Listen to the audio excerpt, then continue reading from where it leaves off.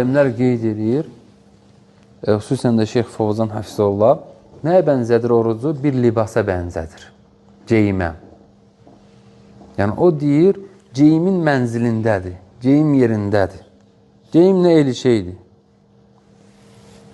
Əgərlərim deyir, onu deyir, yəsi, yəni geyinən insan qoruyarsa, vaxtı-vaxtdan yuduzdurarsa, vaxtı-vaxtdan ütüləyərsə, düzdürmü? Baxarsa ona, o nə edəcəkdir? O onu həm soyuqdan, həm istidən qoruyacaqdır. Düzdürmü?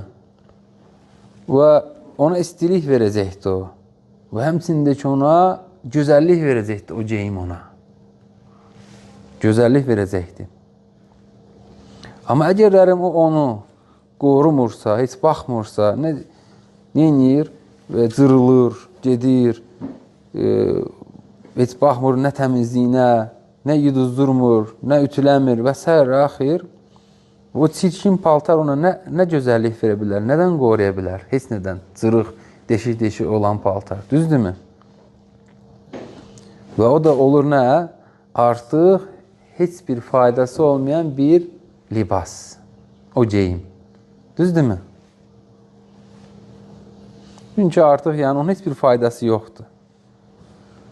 Artıq yəni, nə səni bir soyuqdan qoruyur, nə bir istidən, nə də ki, heç bir gözəllik vermir sahibinə. Və həmçində ki, heç belə ola bilsin ki, övrətini belə örtmür. O səviyyəyə çatır ki, o geyim. Və beləncə də elə orucdur. Əgərlərin orucu sahibi qorumazsa, nə edəcəkdir? O onu çirklədəcəkdir. Geyim kimi. Və ya nə cırılacaqdır geyim kimi. Və axırda nə olacaq? Onun heç bir faydası sahibinin olmayacaqdır. Yalnız təab, vəl-cu, vəl-ataş. Yorğunluq, aclıq və susuzluqdan başqa heç bir şey olmayacaqdır əldə. Əgərlərin sahibi onu qorumazsa.